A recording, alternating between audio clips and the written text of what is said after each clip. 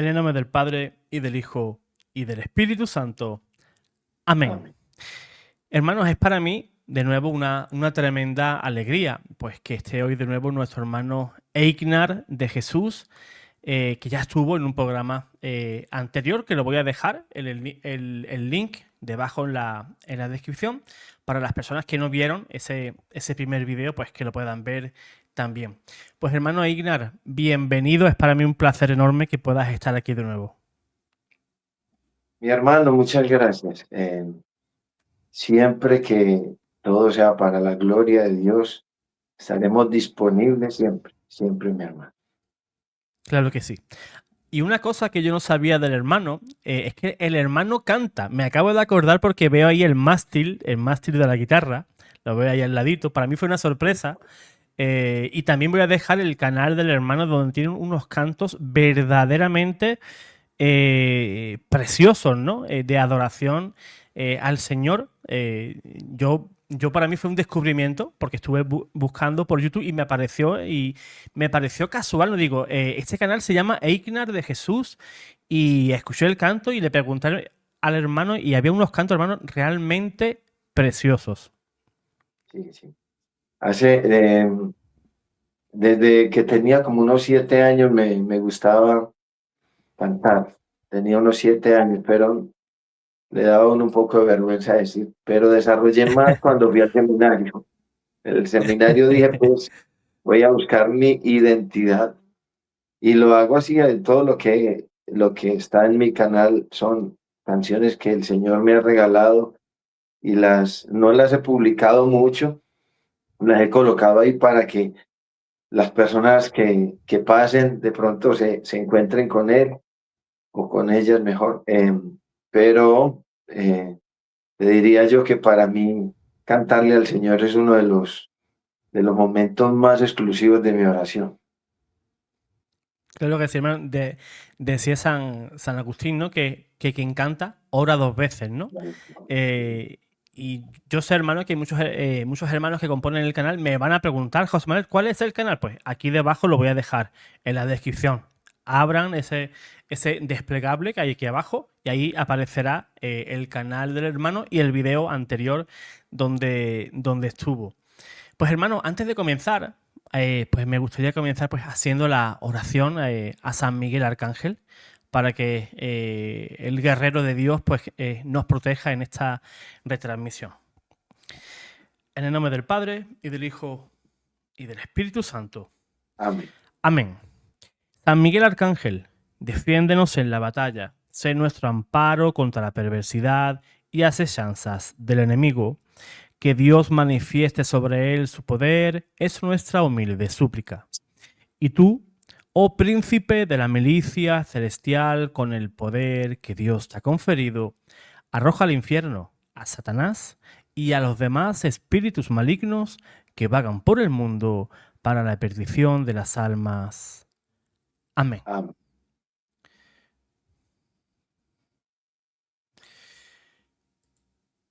Pues lleno de alegría, hermano, pues que de nuevo esté aquí, pues me gustaría, ¿no? Para las personas que no vieron ese primer video, pues me gustaría, hermano, que nos contaras primero, pues, quién es Eichnar, cómo recibiste ese llamado, ¿no? De parte del Señor, ¿no? Para ese ministerio de liberación y cuántos años, ¿no? Pues puedes tener de experiencia. Eh, yo tengo unos 36 años más o menos que realmente he estado caminando en el ministerio de la sanación y la liberación. Empecé muy niño y el llamado lo recibí como a los 12 años. Esos 12 años de edad fueron para mí el antes y el después porque fue un llamado extraño.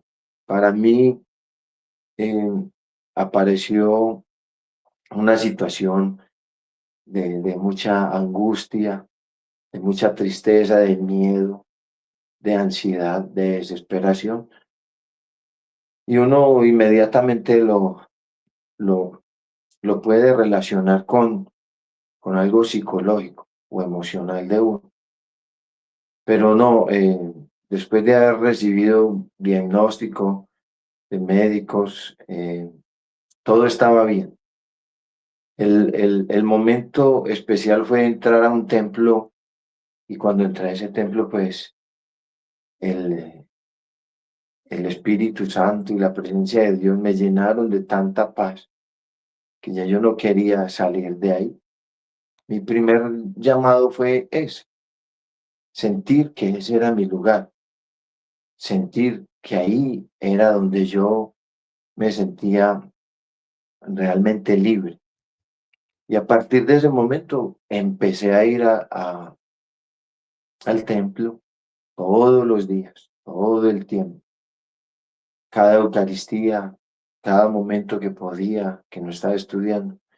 Y como al año de estar haciendo eso, pues empezó a cambiar toda esa angustia, ese miedo, esa tristeza por paz, por mucha serenidad. Yo tenía un muy mal carácter antes de eso y se transformó totalmente mi vida en una persona de carácter totalmente diferente, en la necesidad de cambiar, porque el carácter es muy diferente al temperamento y el Señor le forma a uno el carácter y le da la capacidad de que uno tome decisiones nuevas. Y el Señor me fue formando en el carácter. Tomé decisiones nuevas, ya el mal genio, la ira, la tristeza, el dolor, fue cambiando por otras, por otras experiencias internas del corazón.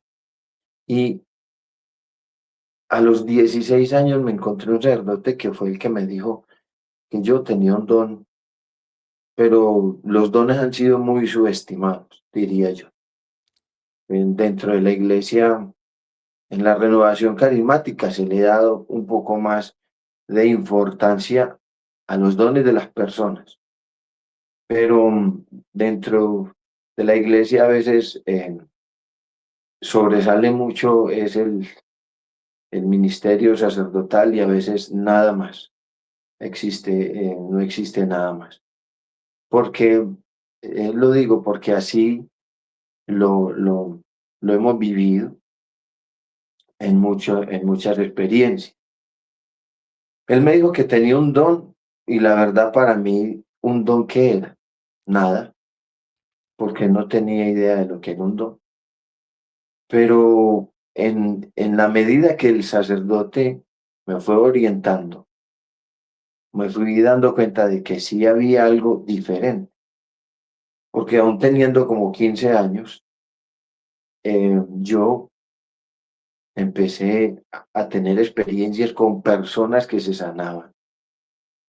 Y por la orientación de este sacerdote, también empecé a encontrarme con personas que estaban infestadas o que tenían algún trabajo de brujería, de magia, de hechicería.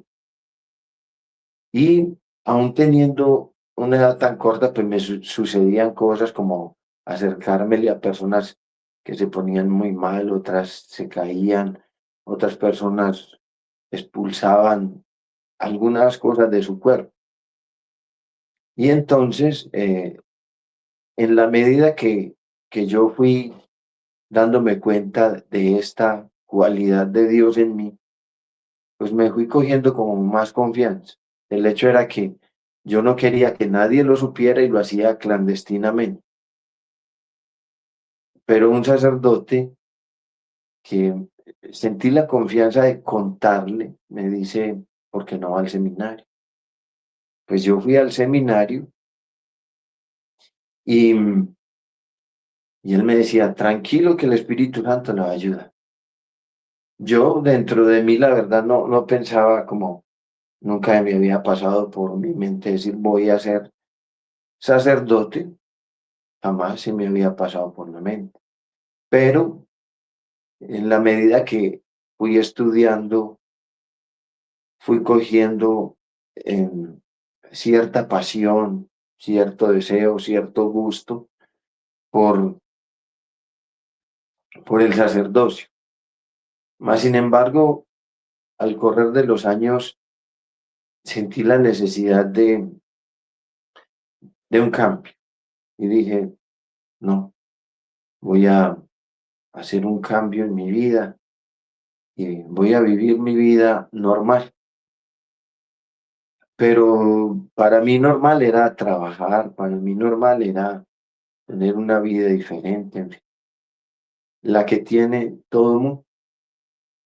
Al final no fue así porque pues yo salí del seminario y la mayoría de las personas que salimos del seminario salimos un poco desubicados, porque ya llevábamos un estilo de vida tremendo. Pero al final hubo un sacerdote que un día me llamó y me dijo, ¿usted por qué no se viene? Descansa unos días. Es como un hermano, Luis Enrique Tobón Zuleta, es un gran sacerdote que conozco desde el seminario y hasta hoy somos muy buenos amigos.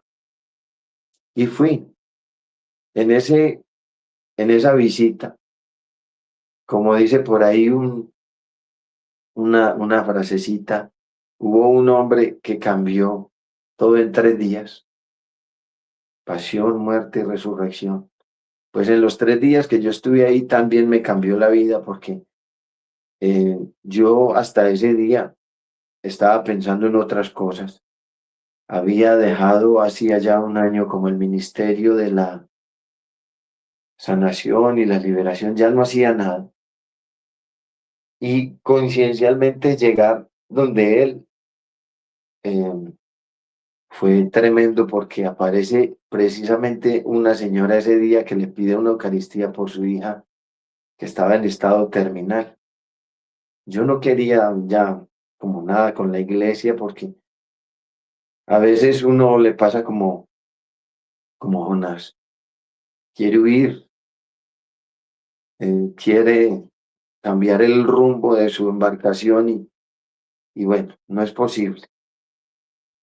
Yo quería cambiar ese rumbo y una de las maneras fue decirle al padre, no me pida que le cante, que yo no voy a cantar, no quiero nada que me vincule con la iglesia. Quiero ser un buen cristiano, pero no estar ahí metido haciendo nada. El padre fue obstinado. Al otro día que era la misa, me esperó hora y media, hora y media. Me dijo, aquí lo estoy esperando. Lo más extraño es que él no es de los que espera, es puntual. Y las personas de la misa llevaban hora y media esperando, pero esas personas eh, ya molestas pensaban y le decían al padre, bueno, es que esa persona es la única que canta, nosotros no cantamos.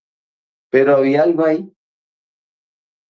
Ese, ese día la muchacha me miraba, ella no hablaba, no comía hacía 4 meses, pero la mamá habló por ella y me dijo, acérquese a ella, que quiere algo de usted. Yo pensé dentro de mí, pues si ahí está el padre es el que ella necesita. Pero ella dijo, no, acérquese, que ella quiere algo de usted. Pues con un poco de miedo por su aspecto. Pero me acerqué y le prometí que al otro día iba a ir a hacer una oración, fui. Y a las 3 horas que llevaba ahí con ella hablando, orando, hablando, orando, ella empezó a inflarse y, y a vomitar algo negro. Yo corrí porque eh, esa era una experiencia nueva. No había visto a nadie, nunca había visto que vomitaban, que se desmayaban, pero que alguien se inflara así literalmente como lo estoy diciendo y enseguida vomitara cosas negras. No lo había visto. Llamé a la mamá, me fui, le conté al padre, él me dijo, esperemos. Otro sacerdote de renovación carismática me dijo, no, se va a sanar. Pero en la noche que fui, ella ya habló. Yo tenía dudas, muchas dudas. Yo pensaba que se iba a morir, que esa jovencita se alivió para morirse, pero no fue así. Al otro día yo tenía tanta inquietud que fui a preguntar por ella y había tanta gente en la casa que Yo quise entrar, pensé que era el velorio y la mamá me vio y me dice, venga, le muestro a mi hija y estaba comiendo, y le decimos frijoles, chicharrón, eh, arepa, chocolate, todo lo que comen los países. Y, y entonces ella me miró y me dijo, viste que me sané. La gente me preguntó quién era y ella dijo, él le hizo la oración. Entonces todo el mundo inmediatamente, porque la gente lo ve mágico. Somos muy amigos de si aparece alguien, ese es el que me va a ayudar, ese es el que me va a... Todo el mundo lo vio así. Yo me fui a la casa cural corriendo porque yo ya había tomado una decisión de otra vida, pero el padre me dijo, no, se queda aquí. Y me nombró como el que iba a estar encargado de los enfermos de la parroquia. La muchacha se sube, el templo se llena, la muchacha se sube al púlpito y da su versión, su testimonio, y dice, el Señor me sanó. Después me toca hablar a mí porque el padre dijo, usted va a hablar y le va a predicar a la gente. Ese día, oficialmente, hice, creo que mi primera predicación delante de tanta gente. Siempre le había hablado a 10, a 5, a 15, pero jamás le había hablado a tantos.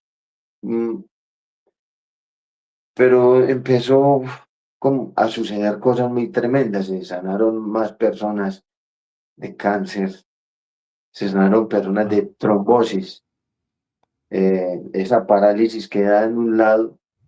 Recuerdo que una señora va y me lleva el bastoncito con que andaba y me decía, ya no lo necesito, y salió caminando derecha.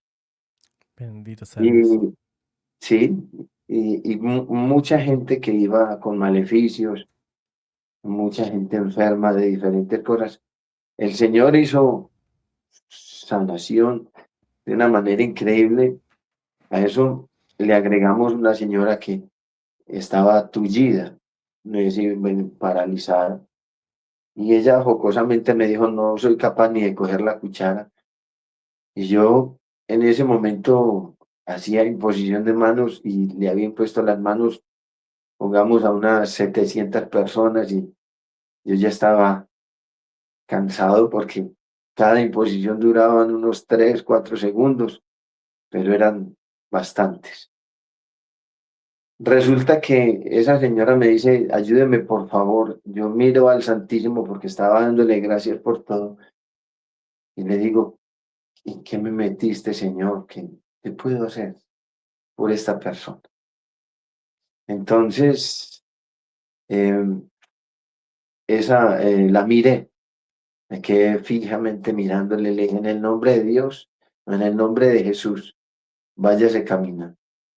Yo le copié, sentí la necesidad de decirlo, porque el Señor decía, levántate, toma tu camilla, y los apóstoles decían, en el nombre de Jesús, póngase de pie, le decían a los discapacitados, y yo le dije, en el nombre de Jesús, váyase caminando. Pasaron 3 minutos, la mujer empieza a saltar, pero yo me di cuenta por los gritos, porque yo le dije eso y me fui. Como dije eso, porque me sentí como apenado y decía, ¿yo qué puedo hacer? Pero digámosle esto. Y la mujer se para, brinca, salta. Entonces fue todavía cogiendo más fuerza todo. Y empezaron a venir personas de todo lado. Y a partir de ese momento me empezaron a llamar de diversas partes, de diversos lugares. Dios se vale de la cotidianidad. A veces uno cree que uno va a ir a una Eucaristía o a un lugar o a un santuario y Dios le va a hablar. No. Dios utiliza la cotidianidad. Y fue en medio de la cotidianidad donde Dios me fue mostrando que ese don de la sanación y la liberación era real. Hay mucha gente que me dice, a mí me gustaría hacer esto, pero no, uno no se llama, a uno lo llaman. Hay personas que se llaman porque esto del don de la sanación y la liberación puede generar mucho orgullo, mucha soberbia espiritual. Entonces, a uno Dios en la cotidianidad le va mostrando y a partir de ese momento me llamaron de un lado, de otro, de una ciudad y bueno, conocí, conocía yo a mi obispo, que es ahora Fidel Cadavid, lo conocía como sacerdote y después fue obispo, estuve por los lados del Chocó, una ciudad, un departamento, perdón, de Colombia.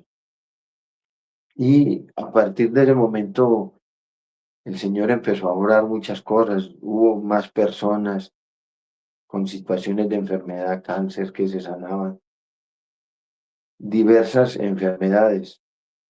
Una niña llamada Belén nació con los piecitos totalmente estirados,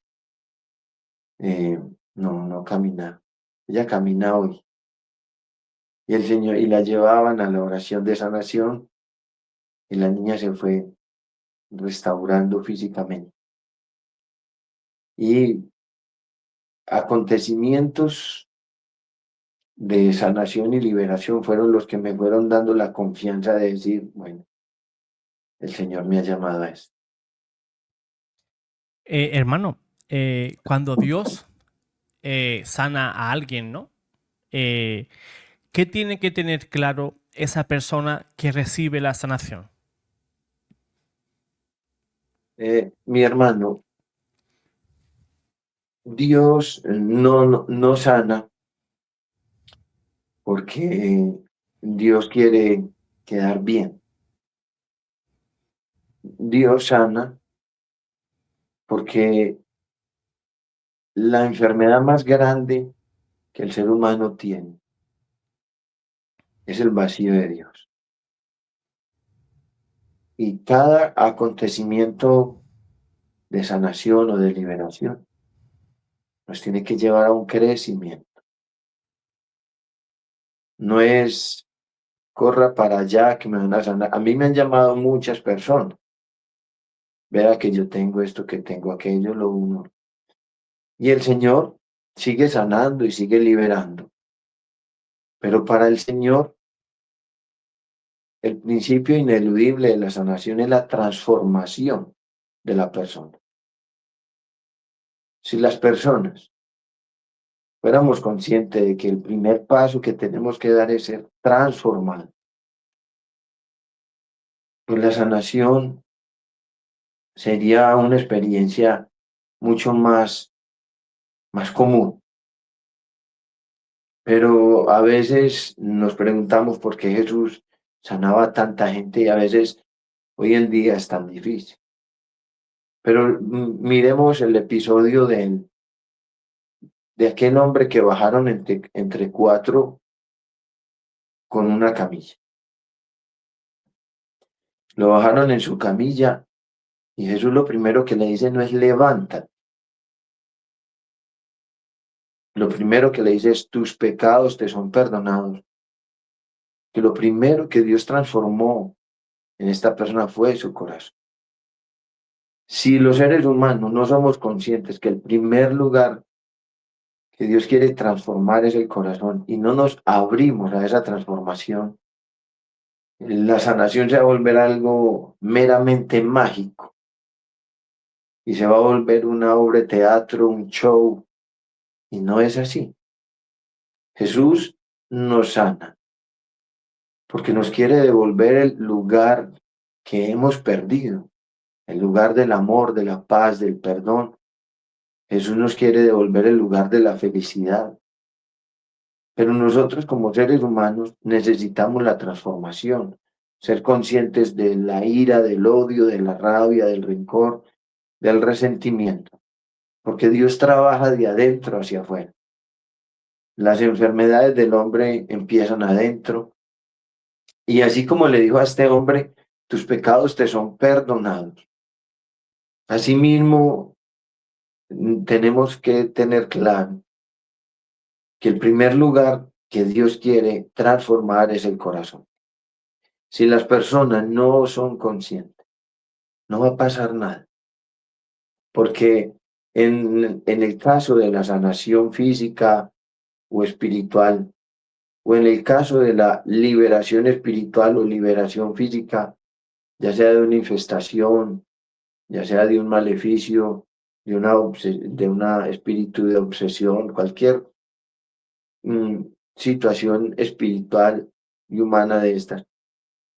Uno podría decir que si dentro del ser humano no hay esa conciencia, es una batalla de mucho tiempo, de muchos años. Por eso a veces las personas se exorcizan y nada que sale el espíritu. Y uno dice, pero ¿por qué tanto tiempo? Esa pregunta la hacían en el Vaticano porque el Señor me ha dado la oportunidad de ir a dos cursos de exorcismo al Vaticano.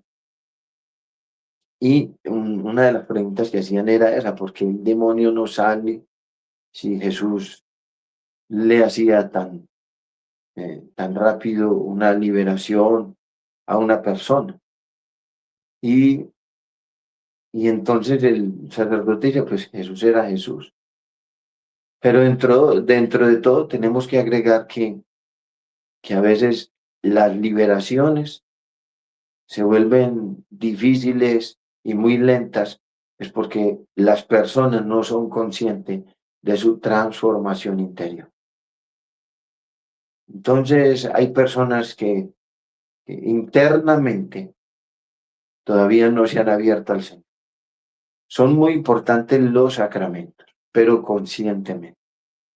Porque hay personas que en medio del desespero, por la enfermedad, por lo que está sucediendo, van, se confiesan, van donde un sacerdote, van a la misa, hacen el rosario, son de Eucaristía diaria y le preguntan a uno, ¿y por qué no me libero? Porque ahí es donde necesitamos la conciencia de lo que estamos haciendo.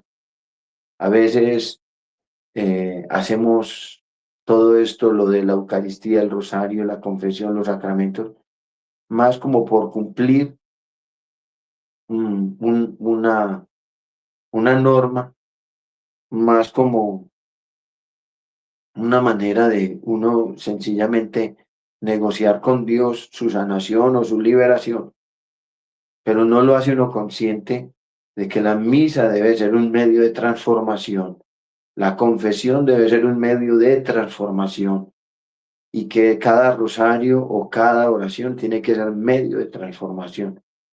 Entonces hay personas que están yendo a la Eucaristía, pero tienen la misma ira, la misma rabia, la misma tristeza, el mismo dolor, el mismo miedo. No han tomado decisiones internas. Entonces, ahí es donde cada persona debería ser consciente, porque el Señor cuando levanta al paralítico, le dice, levántate, toma tu camilla, para decirnos que las ataduras de este hombre no estaban en los pies ni en las manos, estaban en su corazón. Y entonces, el corazón del hombre solo lo puede transformar Dios si nosotros tenemos la docilidad. Por eso Jesús decía, el que sea como un niño, porque los niños son muy egoístas, uno ve que son muy egoístas con sus juguetes, con todo, pero los niños tienen una cualidad muy grande de que son dóciles. La cualidad más grande de los niños es que son dóciles, ellos lo permiten todo y si se enojan al rato están normal, bueno, tienen una docilidad y una dependencia tremenda. Si nosotros fuéramos dóciles, seríamos como niños para el Señor. Podría hacer muchas cosas en nosotros, pero nosotros, por sentirnos grandes y adultos y capaces y dueños de nosotros mismos por nuestro ego, entonces no tenemos la docilidad para que el Señor pueda obrar. Así es. Hermano, ¿por qué cree que hoy en día, por ejemplo, la gente ha dejado de creer en el mal? Eh, Mi hermano José, el ser humano normalizó todo, sí, le dio licencia al mal para que actuara en su vida, precisamente porque el ser humano quiso romper con Dios. Si nos ponemos a pensar como seres humanos, no queremos limitaciones, no queremos normas, no queremos que nadie nos ponga límites en ningún momento de la vida. Y entonces yo creo que una de las cosas fue que a veces la religión la aprendimos por miedo, la aprendimos por obligación. Nunca nos hemos enamorado de Dios. Y entonces es como cuando uno está con una persona que ya no quiere y le toca estar por cumplimiento y le toca estar por porque socialmente no vayamos a quedar mal. En fin, a nosotros la religión nos la enseñaron no como un amor, nos la enseñaron como un conocimiento. La mayoría de las personas conocemos a Dios en la cabeza, en el corazón lo desconocen. Jesús decía, donde está tu tesoro, está tu corazón. La mayoría no aprendimos nunca a Dios como un tesoro, como un amor. Lo aprendimos como una obligación. Y hay un filósofo que se llama Hegel, que en la fenomenología espiritual de él proponía, ¿por qué no dejar que el hombre haga lo que quiera? No poner límites. Y alguien le dijo, por la conciencia. Y dijo, pero para uno destruir la conciencia necesita dos cosas. Lo primero, romper con la norma. Y lo segundo, domesticar la conciencia, acomodarnos. Entonces, si usted rompe con la norma y usted domestica o se acomoda, ¿de qué se va a arrepentir? ¿De qué va a pedir perdón? Y eso fue lo que socialmente el hombre hizo. Rompió con Dios, con sus normas, que no son esclavitud, sino liberación. Rompió con los mandamientos, con su palabra, con su voluntad. Y el hombre domesticó la conciencia. Creemos en Dios, pero a la manera de cada quien. Y entonces ya el mal no es el mal a la medida de Dios, sino que el mal está reducido al capricho humano. Y ahí es donde el profeta Isaías va a decir, llamamos malo a lo que es bueno y bueno a lo que es malo. Porque el hombre domesticó la conciencia. Nunca tuvo ese amor a Dios que le permitiera conservar la obediencia, sino que cuando se lanzó el primero y empezaron a lanzarse una persona y otra, el primero que se arriesgó a desafiar la iglesia, la religión, la institucionalidad de la iglesia, ya se arriesgaron muchos. Y entonces día a día la degradación interna del hombre es mayor, porque a nosotros lo único que nos permite verdaderamente permanecer firmes en el bien es en nuestra relación con Dios, es el Espíritu Santo, es la presencia de Jesús en nosotros, y eso lo hemos abortado. Entonces, acá en Colombia tenemos muchas iglesias cristianas y todo el mundo quiso reducirlo de Dios a lo que cada quien quería. Por eso, para muchas personas, Dios en este momento no es quien dice qué hacer o no, es cada persona. Y por eso una de las lepras más grandes que tenemos a nivel del mundo, es lo que dice, lo que decía la semana pasada el Evangelio, cuando se acerca un leproso y le dice al Señor, si quieres, puedes curarme.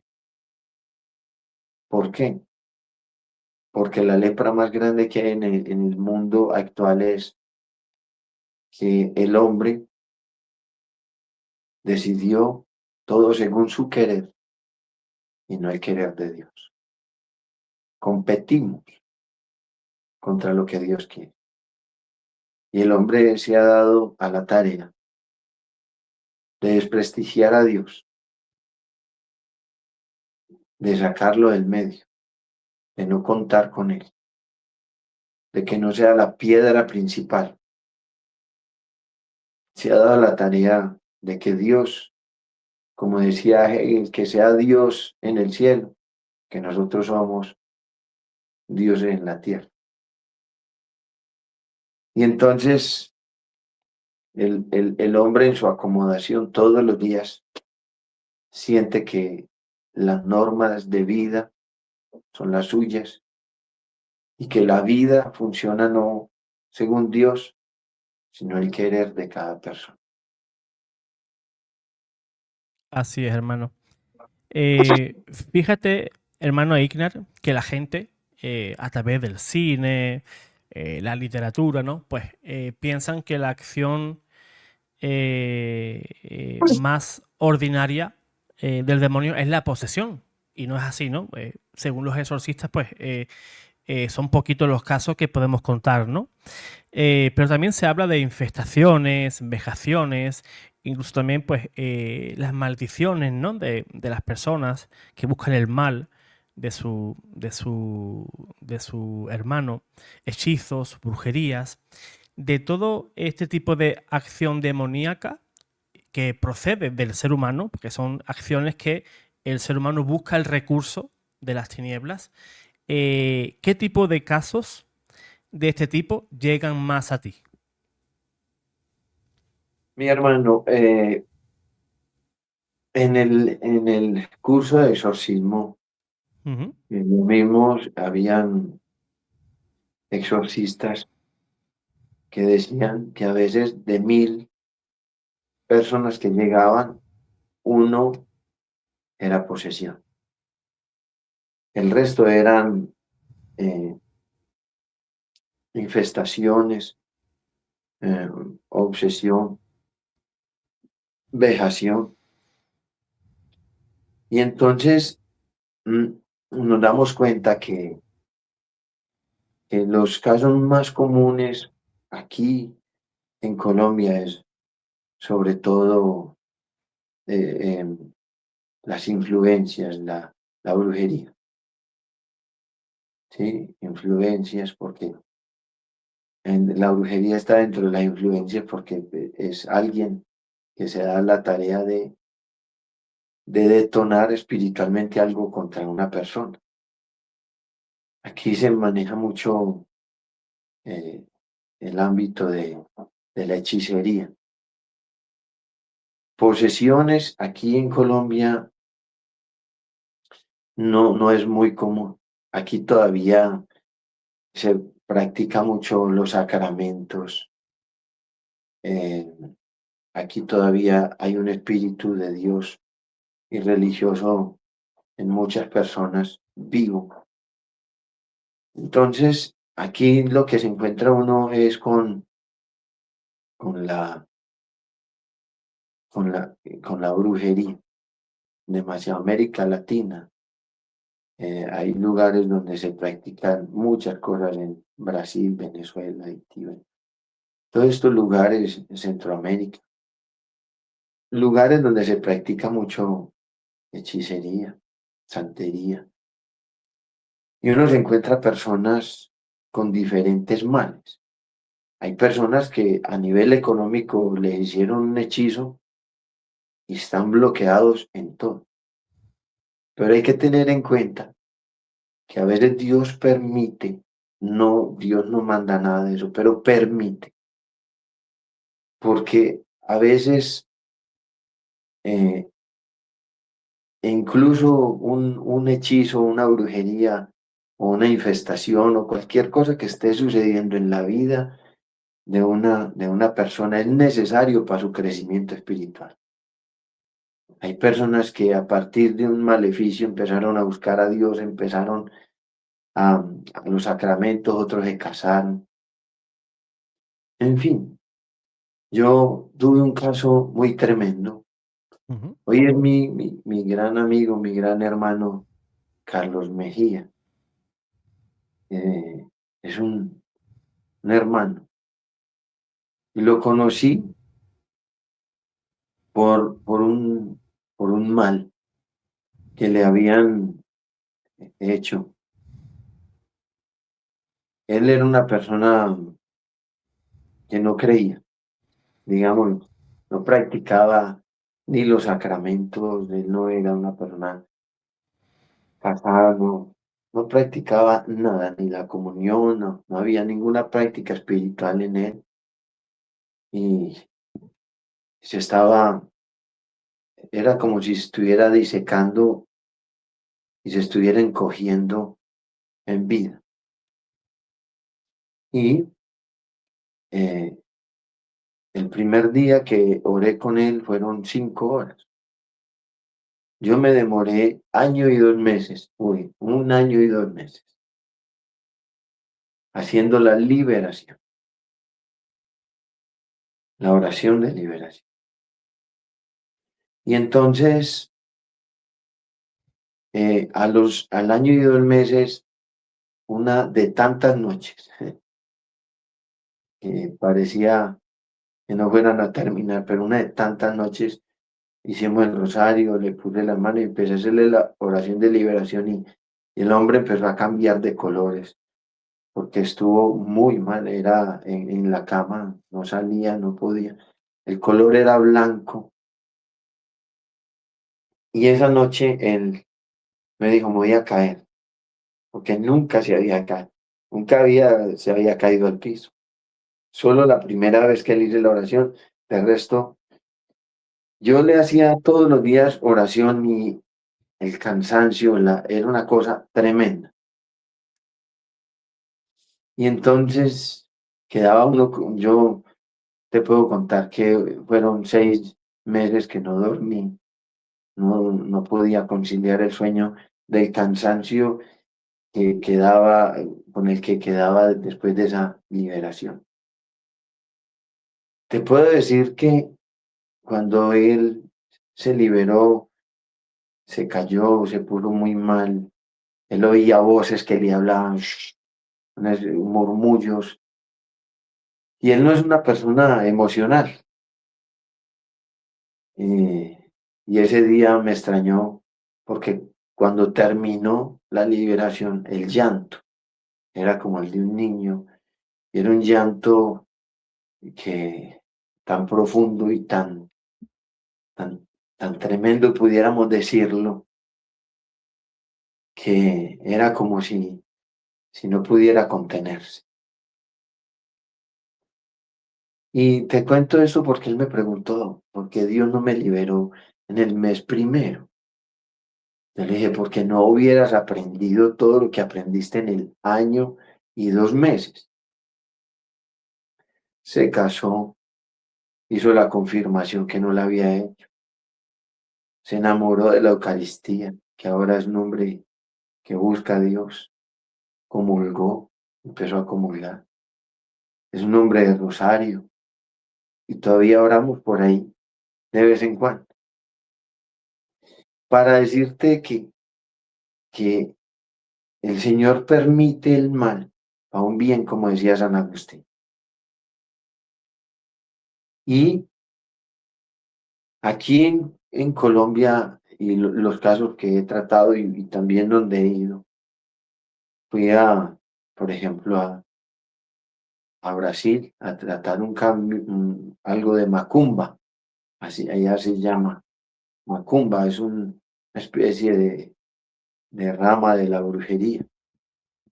Y entonces eh, fui allá y el muchacho le habían puesto el espíritu de un muerto, porque la obsesión de él de matarse y el estado anímico era tremendo.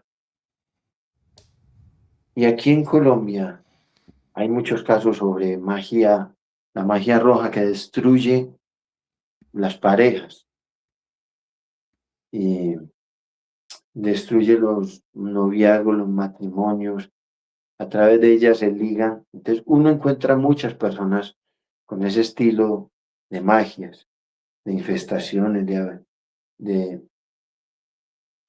de malos espíritus que son invocados, influencias a través de diferentes ramas que tiene la magia, porque si a usted le van a poner una enfermedad, utilizan la magia amarilla y me ha tocado personas que le han puesto heridas, cáncer, personas que le han puesto espíritus de postramiento y de un momento a otro no volvieron a caminar más. Entonces, todo este tipo de magias son las que encuentra uno muy común acá, porque la mayoría de las personas que encuentra uno con estas maldades son personas que han dejado los sacramentos.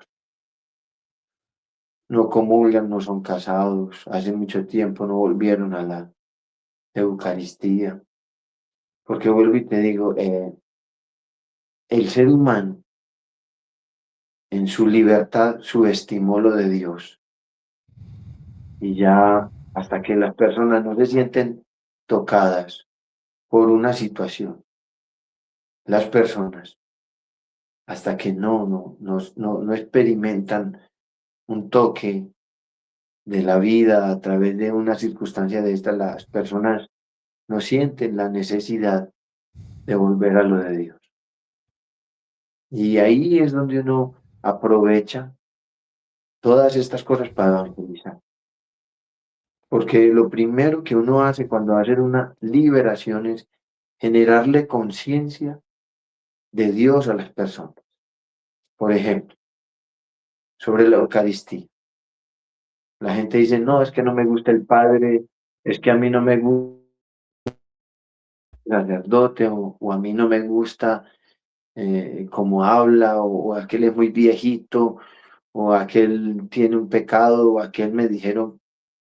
Y yo siempre le explico a la gente, no olviden que la Eucaristía no se altera, que no es mejor si el Padre es bueno y no es menos Jesús en la Eucaristía si el Padre no es bueno. Es el momento de Dios. Y entonces siempre le digo a la gente, el Señor dijo en la última cena, esto es mi cuerpo y es mi sangre. Y dijo, háganlo en memoria mía. Ahí está el secreto de la Eucaristía, que es en memoria del Señor, es en el nombre del Señor. Es para su grandeza de carácter hiperactivo, lo dice el Señor. Es mi cuerpo, mi sangre, en memoria mía. Entonces uno trata de generar primero conciencia en las personas porque la brujería, la hechicería, son fuerzas muy negativas y son muy nefastas y ejercen un poder muy grande, especialmente en las personas que espiritualmente no tienen ninguna relación con Dios a través de los sacramentos o a través de su palabra o a través de una vida verdaderamente que nos permita experimentar al Señor. Así es. Hermano, ¿cómo yo puedo em, o qué puedo hacer cuando tengo algún tipo de sospecha de que me han hecho algún trabajo de magia? Me puedo sentir mal, cansado, eh, puedo sentir, pues no sé, presencias en la noche o cosas por ese estilo. Qué debo hacer? Mi hermano, vea, el mal existe en las personas o la presencia del demonio existe en las personas por dos razones. La primera, porque alguien lo haya influenciado a través de un trabajo. Y la segunda, porque el estilo de vida de la persona es tan desordenado que el demonio se siente invocado a través de esa vida. Hay personas que no le han hecho ningún maleficio, pero han invocado la presencia de Dios a través de sus malos hábitos, de su mala vida, de, de su manera de pensar, de obrar, de actuar, de vivir. Y esto es lo que hace que muchas veces sin necesidad de un maleficio, las personas estén viviendo y pasándola muy mal, porque hay personas que a través de un pecado han entrado espíritus de ruina. Hay personas que han ido a un burdel y ha entrado el demonio. Ahora me hacías una pregunta, ¿por qué la gente mm, ya no ve nada malo? Y en esa situación en la que el hombre no distingue el mal del bien y todo lo llama bueno, aún al mal, es donde el mal ha cogido más fuerza, porque hay personas que pueden estar viviendo situaciones muy malas que atraen espíritus, ya sean de ruina, de enfermedad, de opresión, de desesperación. Hoy en día existe socialmente que el pánico, gente que sufre de pánico, de depresión, de ansiedad. Y uno dice, todo eso es fruto de que el ser humano está viviendo una vida tan vacía que el mal los está oprimiendo a través de la misma vida que vive. Cuando una persona le hacen brujería, hay diferentes. Si le ponen el espíritu de un muerto, la persona no duerme. Claro que en la mayoría de todos los hechizos, en los hechizos siempre hay invocación a un espíritu, a un alma perdida de un difunto que no desencarnó. Y siempre hay ese tipo de hechizos donde va un muerto incluido. Pero hay personas a las que le ponen un muerto, o hay personas a las que le ponen el espíritu del ánima sola para obtener a una persona y dominarla. Entonces, llega el momento en que cuando una persona le hacen un hechizo, según lo que le hayan hecho son los síntomas. Hay personas que sufren dolores de cabeza excesivos. Hay personas que sufren del estómago solamente. Otros que sufren en las articulaciones, otros que sufren un cansancio excesivo, un agotamiento, no duermen bien, no comen bien. Hay diferentes manifestaciones, pero cuando es un mal que quiere destruir toda la persona, se manifiestan cosas a nivel de dinero, a nivel de familia, a nivel de salud. Y entonces, cuando estas cosas son así, ya es se llama alta brujería, porque no solamente quieren destruir una parte de su vida, ya sea lo económico, o lo laboral, o lo afectivo, o lo familiar, sino que ya son trabajos que se hacen para destruir a la persona que incluso los amigos se alejan, todo el mundo se aleja, todo el mundo les rechaza. Y eso en esta sociedad se ve mucho. Muchas personas vienen donde uno y lo primero que uno le pregunta es si ya fueron del médico, porque también hay enfermedades que se manifiestan con los mismos síntomas. Hay personas que pueden tener una migraña excesiva, pero no puede ser ninguna de las dos, ni sino un tumor o cualquier cosa ya fisiológica. Entonces, lo primero que uno se cerciora es de que la persona eh, se haya ido donde el médico, se haya hecho sus exámenes y bueno, entonces según eso ya uno empieza a proceder según lo que haya pasado, porque hay personas que se han aferrado a una persona en el momento de morir, digámoslo así, en el momento de morir. Y me ha tocado hacer oración de liberación a una persona que se le aferró a un moribundo y esa persona se murió pensando que quedarse pegado a ese ser humano era cuidarlo.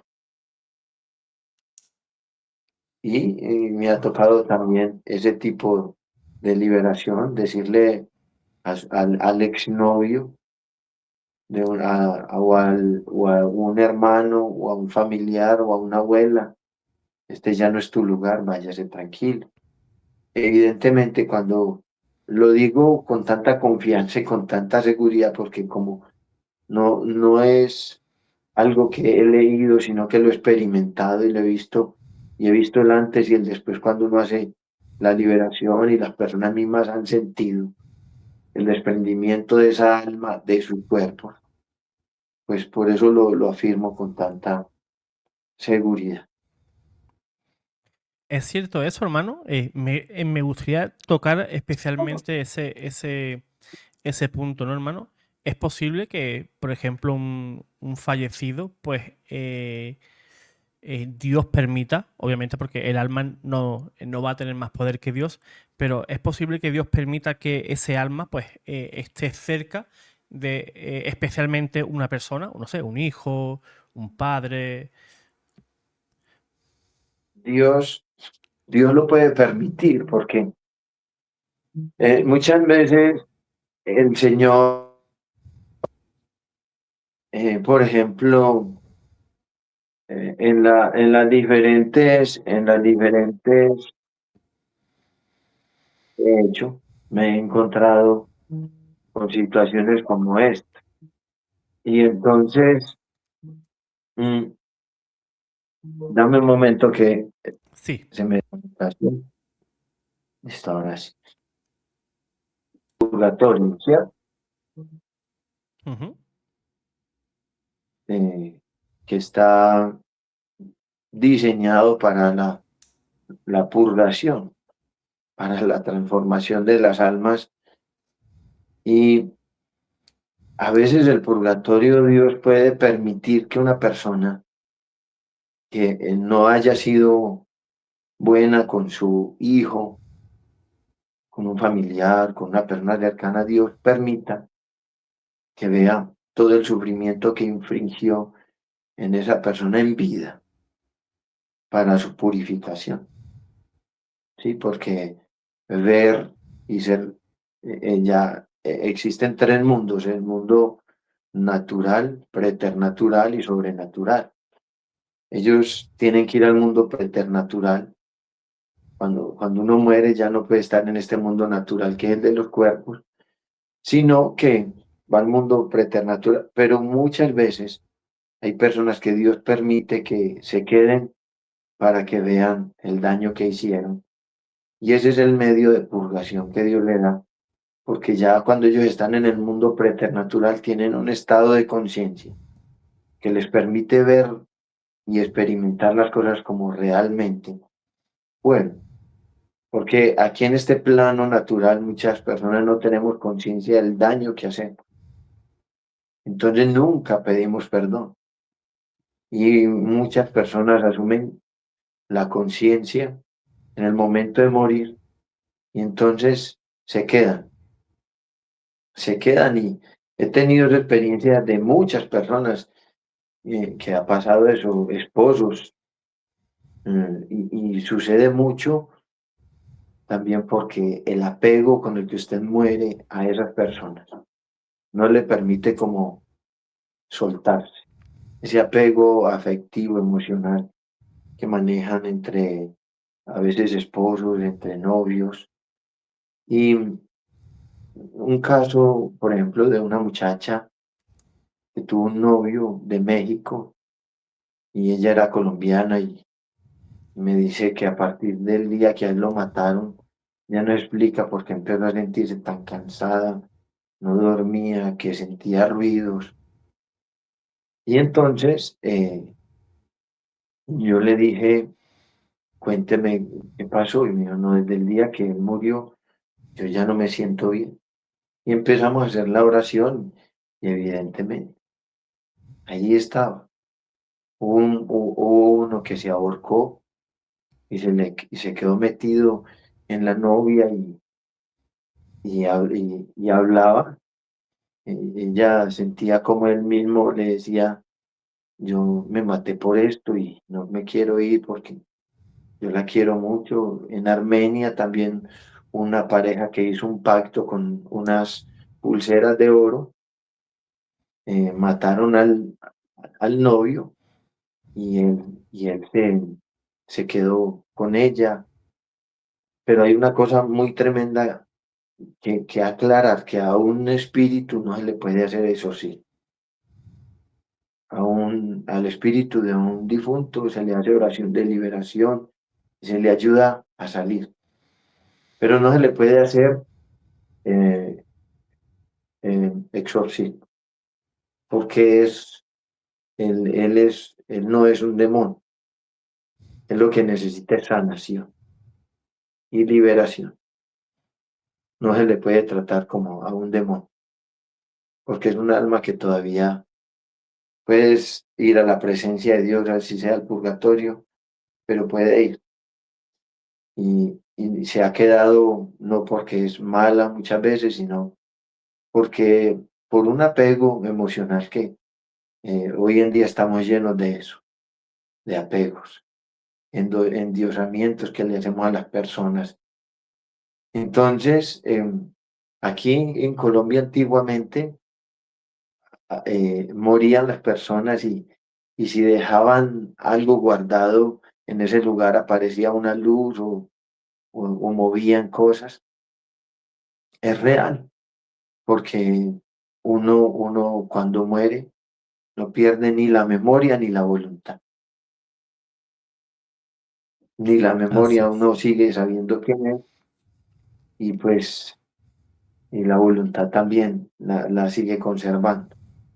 Entonces Dios permite a veces todo eso porque de alguna manera Dios tiene el control de todo. Y como Él tiene el control de todo, a veces para la santificación, para el crecimiento espiritual de la humanidad, Dios permite ciertas cosas que a veces no son muy comunes, pero yo le decía estos días a unos seminaristas que me estaba dando el testimonio, les decía que pues que uno ha orado por personas que se han sanado de parálisis, de cáncer, pero no es que todos los días ese es el pan de diario, no. Dios permite ciertos acontecimientos para su propósito. Hermano, para ir concluyendo, pues me gustaría, ¿no? Pues que me respondieras a esta pregunta, pues, porque puede haber personas que tienen diferentes ministerios, ¿no? Por ejemplo, dentro de la renovación carismática, ¿no? ¿Y qué es lo que podemos hacer, hermano, para protegernos, las personas que tengan carisma, ¿no? Me refiero. ¿Cómo se pueden proteger para no caer en soberbia espiritual? Un consejo así para todas esas personas que tengan algún tipo de carisma y para prevenirlos, ¿no? Sobre esa soberbia espiritual. Mi hermano José, yo creo que el escudo, el blindaje, la armadura y la trinchera de nosotros los espirituales siempre va a ser el amor, el amor. Yo creo que el amor es tan humilde que nos permite reconocer más a Dios que a nosotros mismos. Cuando uno está enamorado de Dios, su prioridad es Él. Cuando uno lee a San Pablo dice que el amor es poner delante de uno al otro. Y cuando uno realmente está enamorado del Señor, uno vive para su gloria. Todo es para su gloria. Todo apunta a su grandeza, a su inmensidad. El enemigo más grande que tenemos del amor es el ego, porque el ego crea sus propias normas y elimina las de Dios.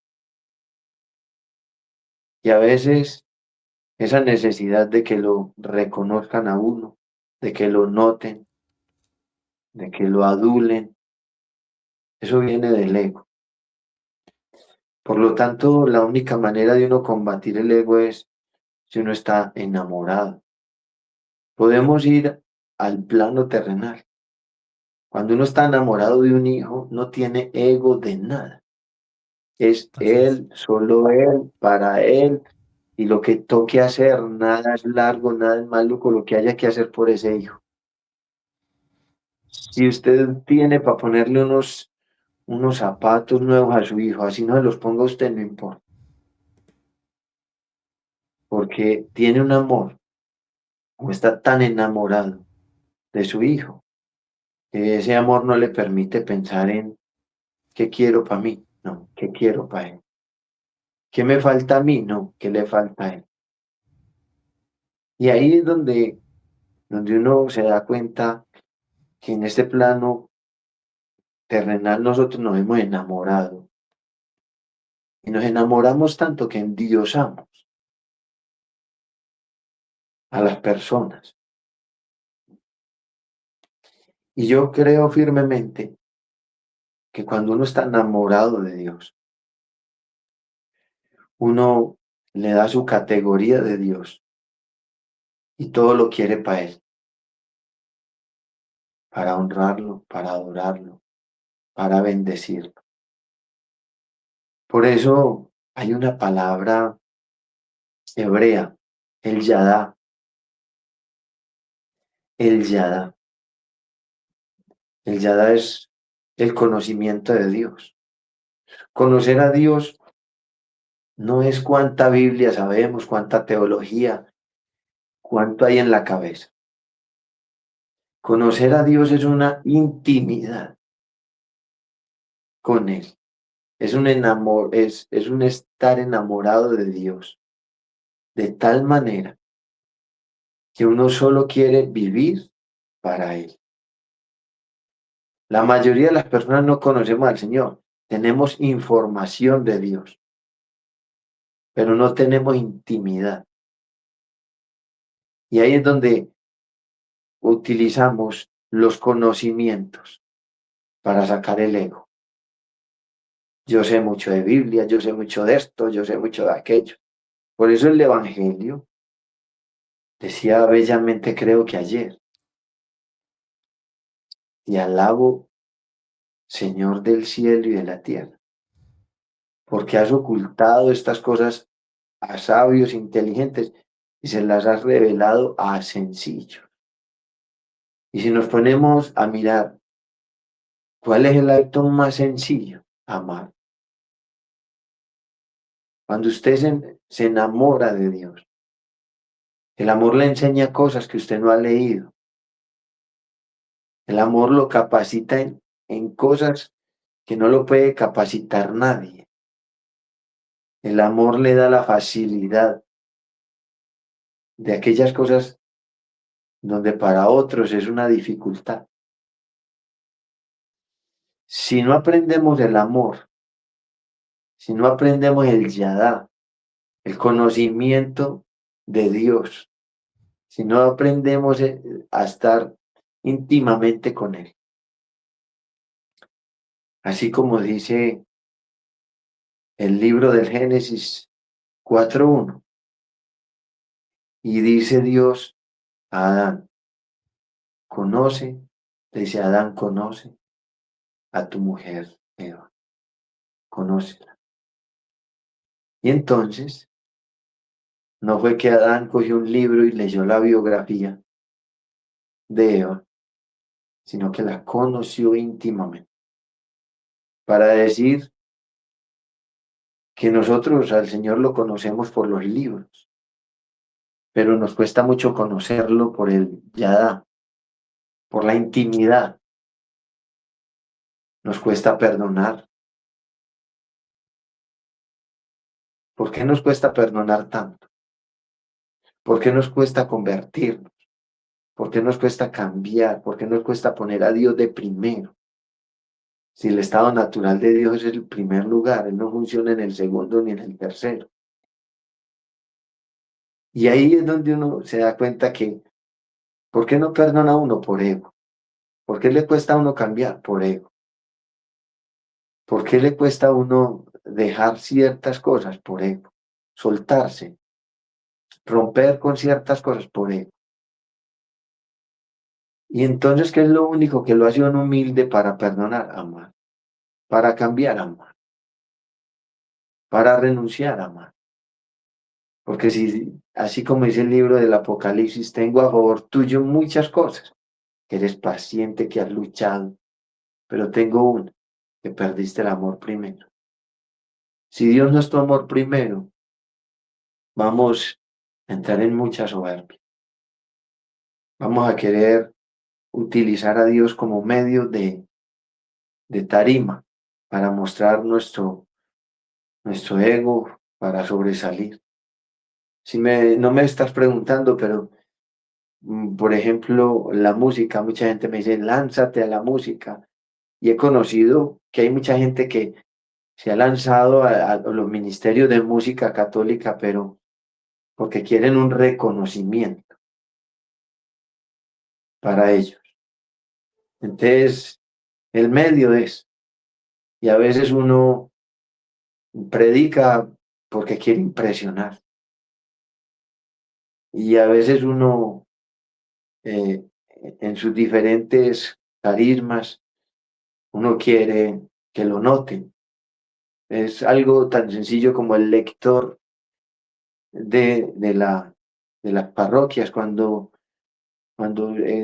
están los días ordinarios, que no hay festividades y no va mucha gente al templo, nadie va a leer, pero el día de la festividad todos quieren leer, todos quieren una lectura, todos quieren que le den el lugar donde lo noten. Y si usted no está enamorado de mi Dios, pues está enamorado de sí mismo y quiere ponerse por delante. Entonces, el blindaje más grande para todo, incluso para la brujería, es amar. Uno aprende a amar y el amor mismo lo sana. Porque San Juan dice, Dios es amor. Y es ese yadá, esa intimidad con el amor de Dios, lo que le permite a uno estar tan blindado de sí mismo y de lo que pueda venir de fuera. Pues que así sea, hermano. Ese es el consejo, pues para todos, ¿no? Yo creo que la última respuesta del hermano, eso nos encaja a todos, a mí, al hermano que nos está viendo, a la hermana que nos está viendo, al sacerdote que nos está viendo. Yo creo que la humildad y el amor, pues debe de ir de la mano, ¿no? Y evitar en todo caso, pues la egolatría, ¿no? Queremos que nos noten, que nos vean, Y a veces es todo lo contrario. Es como decía, hermano, San Juan el Bautista. Es necesario que yo mengüe, que yo me haga pequeñito y Ajá, que Jesús crezca en mí, ¿no? Pues yo creo que el secreto es ese, hacernos chiquititos en las cosas del Señor sin buscar nunca el reconocimiento, ¿no? Como decía, por ejemplo, San Francisco de Asís, ¿no? Señor, líbrame, ¿no? Líbrame, y empezaba a dar una gran lista, ¿no? Líbrame de ser reconocido, líbrame de tal cosa, líbrame de cual cosa. Pues todo eso es lo que tenemos que pedir al Señor, que nos libre de buscar el reconocimiento, que nos libre de ser el punto de atención, ¿no? Sino que cuando nos vean, pues seamos como una señal, ¿no? Que dirijamos nuestra mirada no a nosotros, sino al Señor. Pues hermano, totalmente. mil gracias por estas preciosas enseñanzas que el Señor pues hoy nos ha permitido pues tener aquí por medio de nuestro hermano Eignar, y un placer como siempre, hermano. Mi hermano de corazón, yo creo que el Señor nos ha dado un momento especial, sencillamente para que sigamos creciendo en Él. Yo creo que no nos podemos detener. Tenemos que seguir trabajando para Él, por Él, y tenemos que seguir insistiendo a tiempo y a destiempo. Y como dice el profeta, hay de los perros mudos que no ladran. Y usted en su canal tiene que seguir ladrando en un Pues mundo que quiere silenciar a Dios. cuántas veces, hermano, he deseado ponerme un bozal. ¿Cuántas veces lo he deseado? No, no, no. Al contrario, en un mundo que quiere silenciar a Dios, tenemos que ser espiritualmente como los perros que ladran y bueno, y muerden, porque al final, al final lo de Dios no se puede silenciar por miedo. Sí, el miedo alimenta el mal y creo que el Señor nos quiere valientes, como los apóstoles. Cuando recibieron el Espíritu Santo, ya no tenían miedo y nosotros somos bautizados y tenemos que sentir que el Espíritu Santo está en nosotros, no el miedo. Entonces, Así mi es. hermano, para adelante y ya sabe Pues que cuando necesite, aquí estoy en el nombre de Dios. fantástico, hermano, fantástico. Pues mil gracias, hermano, por su tiempo que ha depositado pues, en este breve programa, porque aquí podríamos grabar horas y horas, ¿no? De diferentes temas, porque el abanico es muy amplio, ¿no? Y a mí estos temas pues me chiflan, ¿no? Como decimos por aquí, ¿no? Me encantan. Pues hermanos, mil gracias. Y ahora yo les encomiendo trabajo a los hermanos que nos están viendo, ¿no? Que den like, que compartan, que visiten el canal del hermano, que van a encontrar ahí unos cantos que van a alucinar con esos cantos preciosos. Repito que lo dejo ahí todo debajo, ¿eh? El canal del hermano y el video anterior que hicimos juntos hace un mes y algo, que lo hicimos, pues ahí queda depositado en la pestañita de la descripción de este video. Pues hermanos, que paséis una excelentísima tarde. Dios te guarde, Dios te bendiga. Amén.